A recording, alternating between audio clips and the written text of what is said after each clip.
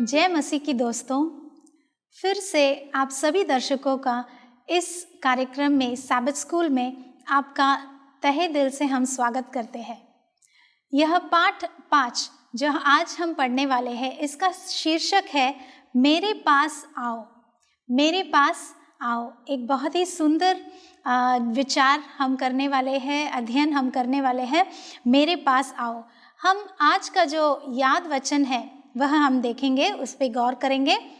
जो हम देखते हैं मैथ्यू के 11th चैप्टर में 28th वर्स में है, सब परिश्रम करने वालों और बोझ से दबे हुए लोगों, मेरे पास आओ, मैं तुम्हें विश्राम दूंगा। इस वचन में जो हम देखते हैं, यहाँ पर प्रभु यीशु हमसे एक अद्भुत प्रतिज्ञा वह करते हैं या कहते हैं। हम सभी को थकान महसूस होती है। हर एक इंसान के जीवन में थकावट या बहुत ज़्यादा उन्हें काम या बोझ की वजह से, कठिनाइयों की वजह से उन्हें बहुत सी ऐसी थकान महसूस करनी पड़ती है ना? हाँ, ज़रूर। हम सभी इस भारी बोझ को उठाते हैं। हमारे रोज़ की ज़िंदगी में यह बोझ जो है हम उठाते हैं। किसी को कुछ लोग ऐसे होते हैं जिन्हें काम खुद, उनके लिए उनका काम ही खुद एक बोझ होता है। और कोई लोगों को जो कुछ लोग होते हैं उनके लिए जीवन ही एक बोझ होता है। मगर यीशु हमें यह कहना चाहते हैं कि इस बोझ को, जो थकावट तुम महसूस कर रहे हो, मैं उसे जानता हूँ। तुम किस कठिनाइयों में हो, तुम किस तरह की थकान महसूस करते हो, मुझे वह पता है। यह यीशु हमें कहते हैं।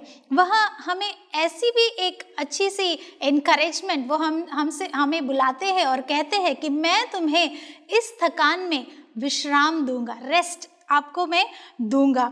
तो इस रेस्ट को या इस विश्राम को प्राप्त करने में मैं तुम्हारी मदद करूंगा, अगर तुम मुझे इजाज़त दोगे तब। तो यह हमें इस पाठ में पढ़ने में हम बहुत अपना दिल लगाकर इस पाठ को हम पढ़ने वाले हैं। यीशु हमें अपना भार ढोने के लिए कहता है। वह कहते हैं कि जो हम मैथ्यू 11:30 में हम पढ़ते हैं, क्योंकि मेरा जुआ सहज और मेरा बोझ हल्का है। यीशु क्या, इसका अर्थ क्या है? क्यों वह ऐसा कहते हैं कि उनका जो जुआ है वह सहज और उनका बोझ बहुत ही हल्का है? ऐसा इस वचन में हमने पढ़ा। तो यीशु हमें आमंत्रित करते हैं। किस वजह से वो क्या करने के लिए आमंत्रित करते हैं? कि हम अपने भार को हम स्वयं उठाने के बजाय हम उसे छोड़ दें और हमें क्या करना चाहिए? हमारा जो भार है, हमारा जो बोझ है, उसे यीशु को हमें देना चाहिए। और तो और हमारे इस भार को वह स्वीकार करने के लिए तैयार है। वह उसे स्वीकार भी करेंगे, उसे हमारे लिए वह अपने ऊपर वो बोझ उठाएंगे और हमें वह विश्राम देने के लिए तैयार है। तो इस लेसन स्टडी में जो हम पढ़ रहे हैं 5th लेसन में, मेरे पास आओ, यीशु हम सभी से यह वादा करते हैं कि वह हमें विश्राम देंगे। हमारे बोझों से हमें मुक्त करने के लिए वह हमें ज़रूर विश्राम देंगे। और एक वचन हम पढ़ते हैं जो उत्पत्ति के 3 चैप्टर में, यानी जेनेसिस 3:19 में हम पढ़ते हैं, और अपने माथे के पसीने की रोटी खाया करेगा और अंत में मिट्टी में मिल जाएगा, क्योंकि तू उसी में से निकाला गया है। तू मिट्टी तो है और मिट्टी ही में फिर मिल जाएगा। हाँ मेरे दोस्तों, इस जीवन में जहाँ यीशु क्रिस्त हमें कहते हैं कि वह हमें विश्राम देंगे, मगर हम ऐसे एक धरती पर रहते हैं जिस धरती पर पाप, ये जो धरती है पाप से भरी हुई है। सब जगह हमें पाप ही पाप हम देख सकते हैं। तो विश्राम का यह वादा भी कैसे संभव हो सकता है? ऐसा एक प्रश्न हमारे मन में उठ सकता है। तभी यीशु क्रिस्त हमें यह वचन आदम और हवा के पाप करने के बाद परमेश्वर ने उन्हें देखकर यह वचन कहा था। परमेश्वर का मतलब क्या था? वह कहते हैं कि हमारा काम हमारे अपने भले के लिए कठिन है, इसलिए हम सभी जानते हैं कि जो कठिन परिश्रम करना और भारी बोझ उठाना कैसे लगता है। तो इस लेसन में आप हमारे साथ बने रहिए। हम पढ़ने वाले हैं कि कभी कभी ये भार हमें अपने आप अकेले उठाना बहुत ही कठिन हो जाता है। जब यह बोझ हमें कठिन लगता है तो हम यीशु के बारे में बाकी सारे बातें हम कैसे सीख सकते हैं, कैसे दूसरों के साथ हम शेयर कर सकते हैं, है ना? हम गौर करेंगे हमारे रविवार के लेसन में, मैं तुम्हें विश्राम दूंगा, मैं तुम्हें विश्राम दूंगा। तो यीशु क्रिस्त हमें इनकरेज करते हैं, हमें हौसला देते हैं कि मैं तुम्हें विश्राम दूंगा, तुम बाकी चीज़ों के बारे में क्यों चिंता करते हो, मैं तुम्हें विश्राम दूंगा। तो यह हमने हमारे याद वचन में भी पढ़ा था। और हम पाते यह चीज़ हम कहाँ देखते हैं? मैथ्यू के 11 चैप्टर में 20 से 28 वर्सेस जो हम पढ़ते हैं, वहाँ यीशु कहते हैं कि है सब परिश्रम करने वालों और बोझ से दबे हुए लोगों, मेरे पास आओ, मैं तुम्हें विश्राम दूंगा। यीशु ऐसा क्यों कहते हैं और यीशु हमें यह विश्राम कैसे देते हैं? क्या हम इसे और एक अच्छे दिल से, गहरी नज़र से हम इस पाठ को पढ़ेंगे।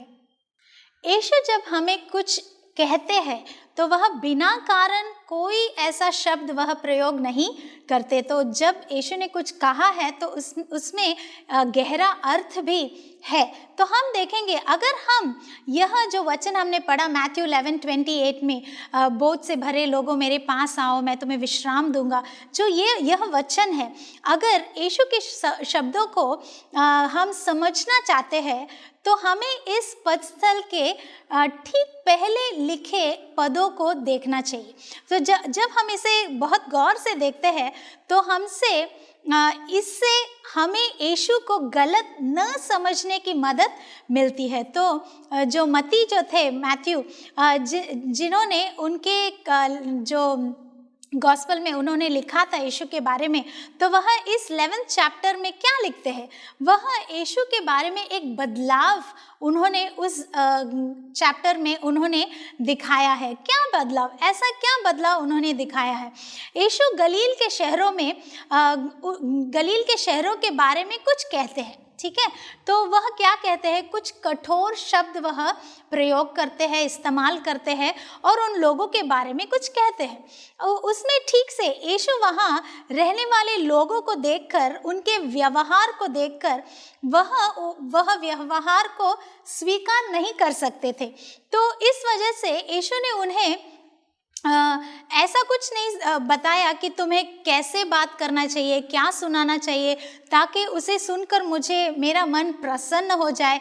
ऐसा यीशु ने उन्हें कुछ नहीं कहा, लेकिन उसके ऑपोजिट उन्होंने क्या कहा वहाँ पर कि क्या आप देखते हैं कि यीशु लोगों की यह नहीं बताता कि वे क्या सुनना चाहते हैं ताकि वे उसे पसंद करें, बल्कि यीशु लोगों को बताते हैं कि उन्हें सबसे ज़्यादा सुनने की क्या ज़रूरत है। और यहाँ पर हम देखते हैं कि लेकिन यीशु को जब यीशु उनसे जो बात करते हैं, जो कुछ भी यीशु ने कहा, लोगों ने उसका गलत मतलब निकाला, उन्हें गलत साबित किया या उन्हें गलत कहलाया, बताया। तो हम देखते हैं कि जो मैथ्यू 9th चैप्टर में भी हम इस संभव को देखते हैं। तो उनके साथ दोस्ती करता है जो पापी लोग हैं। तो लोग, जो बाकी के लोग हैं, वह कहते थे कि ये जो इंसान है यानी यीशु, ये जो भी कहता है ये गलत है, ये पापियों के साथ बैठता है, उठता है, इनके साथ भोजन करता है, यह तो और भी बेहतर। वो क्या कहते हैं कि यीशु कहता है कि वह पापों को क्षमा कर सकता है। हाँ, यीशु क्रिस्त ने कहा था कि मैं पापों को क्षमा करता हूँ, लेकिन लोग उस वाक्य को, वो जो उनका सेंटेंस था, उन्होंने जो कहा था कि मैं पापों को क्षमा करता हूँ, उस चीज़ को उन्होंने सुना और कहते कि ये बहुत ही अपमानजनक बात है, बहुत ही अपमानजनक बात है। ये ऐसा कैसे कह सकता है यह इंसान? यीशु को देखकर लोगों ने ऐसा गलत मतलब निकालकर उन्होंने बोला। तो यीशु लोगों से कुछ कठोर शब्द जो कहते हैं, तो उन्होंने क्या कहा था? वह लोगों की तुलना सदोम यानी सोदोम गोमोरा जो है उनके साथ, उसके साथ उनकी तुलना की थी। तो अगर किसी ने आकर हमें तुम सोदोम की तरह हो ऐसे कहा, तो क्या हम चुप बैठेंगे?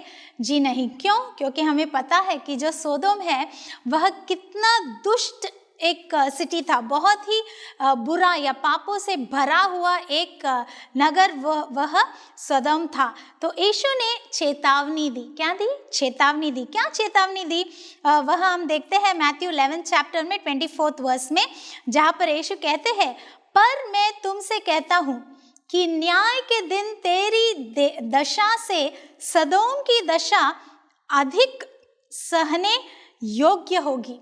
सदोम से भी ज़्यादा तुम्हें न्याय के दिन आएंगे, ऐसे जो जजमेंट है तुम पे बहुत भारी पड़ने वाली है, ऐसे यीशु ने वहाँ पर कहा। सो लोग यीशु से परेशान थे और बहुत ही नाराज़ थे, क्योंकि वह ऐसे बहुत ही कठोर शब्द उनके विरुद्ध वह प्रयोग कर रहे थे।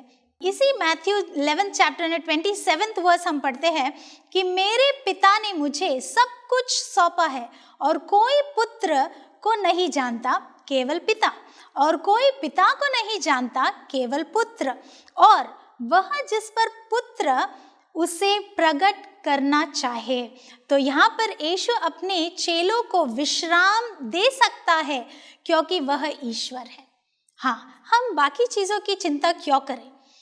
यीशु परमेश्वर है, वह ज़रूर अपने चेलों को, डिसाइपल्स को वो विश्राम दे सकते हैं। तो आज जो हम उनके फॉलोअर्स हैं, हम उनके डिसाइपल्स हैं, तो क्या वह हमें विश्राम नहीं दे सकते? बिल्कुल नहीं, ज़रूर दे सकते हैं वो। मगर हमें वो जो 11 चैप्टर में 28 वर्स में हमें भी कुछ करना है ना? विश्राम तो वह देते हैं, पर हमें क्या करना चाहिए? हमें यीशु कुछ कहते, वह कहते हैं कि आओ। किस शब्द का प्रयोग किया है यहाँ पर? आओ। सो ये जो क्रिया जो यहाँ पर वर्ब जो यूज़ किया है, जो इस्तेमाल किया है, इस शब्द के साथ अपना निमंत्रण शुरू किया। सो यीशु ने हमारे लिए एक निमंत्रण शुरू किया, जो ग्रीक भाषा में हम देखते हैं कि यह शब्द जो आओ है, इसे एक आदेश, यह एक आदेश है। हम किसी को बोलते हैं कि यहाँ पर आओ, तो क्या होता है? एक आदेश, एक कमांड है ना? तो जब यीशु हमें कहते हैं कि आओ, तो वह एक आदेश देते हैं, कमांड देते हैं कि तुम आओ, मेरे पास आओ। वह कहते हैं यदि हम विश्राम पाना चाहते हैं तो हमें इस संदेश का पालन ज़रूर करना चाहिए। जब हम यीशु के पास आएंगे तभी तो हमें वह विश्राम मिल सकती है ना? तो क्या हम यीशु के पास आने के लिए तैयार है? बने रहिए हमारे साथ इस अध्ययन में, इस पाठ 5 में, मेरे पास आओ। सोमवार के पाठ में हम देखते हैं जो शीर्षक हमें दिया गया है, मेरा जुआ अपने ऊपर उठा लो और मुझसे सीखो। मेरा जुआ अपने ऊपर उठा लो और मुझसे सीखो। जो मैथ्यू 11 चैप्टर है 29 वर्स में हम देखते हैं। जैसा कि हमने देखा कि यीशु ने हमें मैथ्यू 11:28 में क्या कहा था कि अपना भारी बोझ उठाने का आमंत्रण उन्होंने हमें दिया था, है ना? तब हमें वास्तविक जो विश्राम है वह मिलेगा, ज़रूर मिलेगा, है ना? तो यह जो वचन हम आगे जाकर पढ़ते हैं जो 29 वर्स में, यहाँ पर हमने देखा जो 28 वर्स में आओ जो शब्द का प्रयोग किया गया है वह एक आदेश है। अगर हम 29 वर्स में हम यह पढ़े तो हमें अच्छी समझ आती है कि 2 आज्ञाओं का पालन करने के लिए यीशु ने यहाँ पर हमें कहा है। तो जो पहला आज्ञा है, जो आदेश है, वह है हमें स्वीकारना है। हमें क्या करना है? उनका जो बोझ है उसे स्वीकारना है। और दूसरा जो है वह सीखना है, उनके पास से हमें सीखना है। सो 2 चीज़ें करना है, एक स्वीकार करना, दूसरा हमें सीखना है। हाँ मेरे दोस्तों, यहाँ हम देखते हैं कि जो पहला आदेश स्वीकार है, हमें यीशु पुत्र और परमेश्वर पिता के बारे में कुछ महत्वपूर्ण दिखता है, कुछ तो इसमें हमें दिखाई देता है। तो हमें पहले से पता है कि जो पिता और यीशु यह दिल से और दिमाग से वह दो नहीं एक है। वह हर एक कार्य को साथ में मिलकर एक होकर वह करते हैं। यह हम बाइबल में पढ़ते हैं। पिता और पुत्र दोनों मनुष्यों को बचाने के लिए मिलकर काम करते हैं, है ना। और हमारा काम क्या होता है, अपने जीवन को पूरी तरह से उनको हमें सौंपना है। यह हमारा कार्य, वह दोनों वह मिलकर हमारे लिए कार्य करते हैं। हमारा काम क्या है, हमें पूरे दिल से अपने आप को उन्हें सौंपना चाहिए।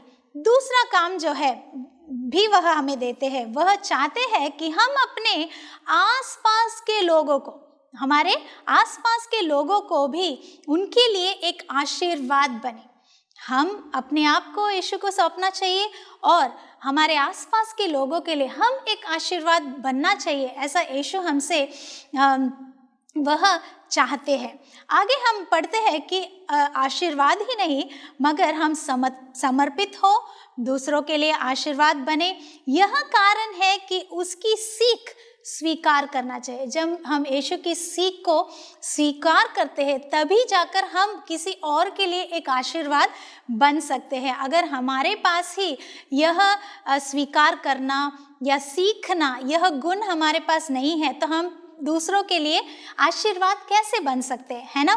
सो ये जो दूसरी सीख है, मुझसे सीखो। किससे सीखो, मुझसे सीखो। इस दुनिया में आज हम घूम फिर कर जहाँ भी देखें बहुत सारे जगह पर हम बहुत सारी चीज़ों को सीख सकते हैं, लेकिन इस कार्य को, अगर हमें इस जीवन के कार्य को सीखना है तो हमें यीशु के पास ही जाना चाहिए। सो यह दिखलाता है कि यीशु अपने चेलों से काम की अपेक्षा करता है। तो क्या अपेक्षा रखते हैं, काम की अपेक्षा रखते हैं। सो जो ये क्रिया है, जो ये वर्ब है सीखना, यह अनुयायी चले। सो जो भी यीशु की बात मानते हैं वह उनकी शिक्षाओं के प्रति वफादार होता है। कैसे होता है, वफादार होता है। और हमने पढ़ा कि ये जो जुआ है ना, जुआ यानी जो इस दुनिया में जुआ कहते हैं वह जुआ नहीं। यहाँ बाइबल में जो वर्ड दिया गया है जुआ, यह एक लकड़ी का लंबा एक टुकड़ा होता है। उसके दोनों जो कॉर्नर्स होते हैं वहाँ पर एक रस्सी बांधा जाता है और उस रस्सी से जो एनिमल्स है, जो भी जानवर होते हैं, उनके कंधों को वह लकड़ी के जो कॉर्नर्स होते हैं उस रस्सी से बांधे जाते हैं ताकि वह जो लकड़ी का जो टुकड़ा है उसे यह जानवर क्या करे, उस बोझ को लेकर वह खींच सकते हैं। तो उसको जुआ कहते हैं। तो यीशु एक शब्द चित्र जो है उसके रूप में इस जुआ जो शब्द है इसका प्रयोग किया है। तो यहाँ पर यीशु वास्तव में हमें कुछ ऐसा करना वह अपेक्षा रखते हैं। तो क्या हम आज इस बोझ को, इस दुनिया के बोझ को नहीं, क्या परमेश्वर का जो बोझ, उनका जो जुआ है वह क्या हम लेने के लिए, स्वीकार करने के लिए तैयार हैं? क्या हम उनसे सीखने के लिए तैयार हैं? हम इस पर और भी गौर करेंगे। हमारे साथ बने रहिए। प्रभु आपको आशीष दे।